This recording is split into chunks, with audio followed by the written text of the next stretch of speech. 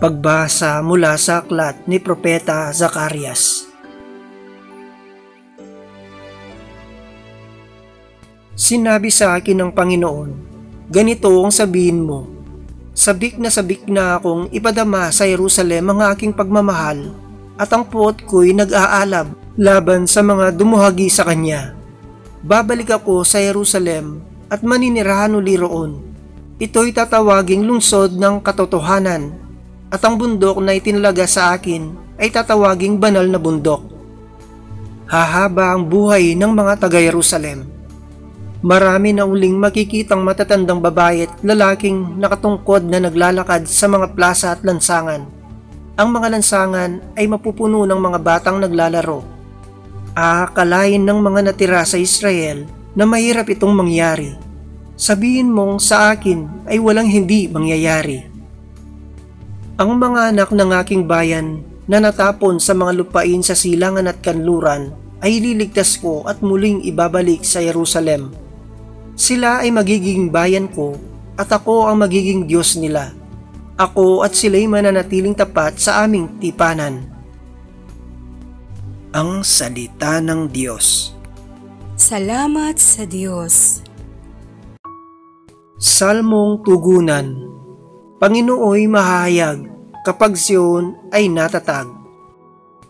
Ang lahat ng bansa sa poon ay takot, maging mga hari sa buong sinukob. Kung iyong itayong pamuli ang Sion, ika'y mahayag doon, Panginoon. Daing ng mahirap ay iyong diringgin. Di mo tatanggihan ang kanilang daing.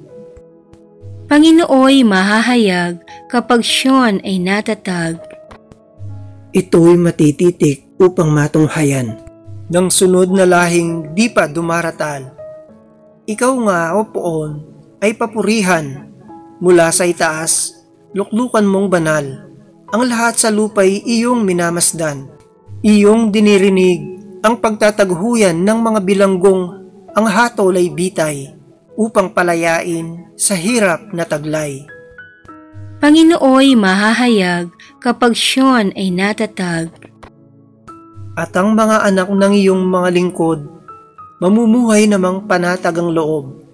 Magiging matatag ang kanilang angkan. Sa pag-iingat mo, sila ay tatagal. Ano pat ang iyong ngalay mahahayag? Sa Sion o poon, ika'y ibabansag. Pag ang mga bansa ay nagsasama-sama sa banal na lungsod upang magsisamba.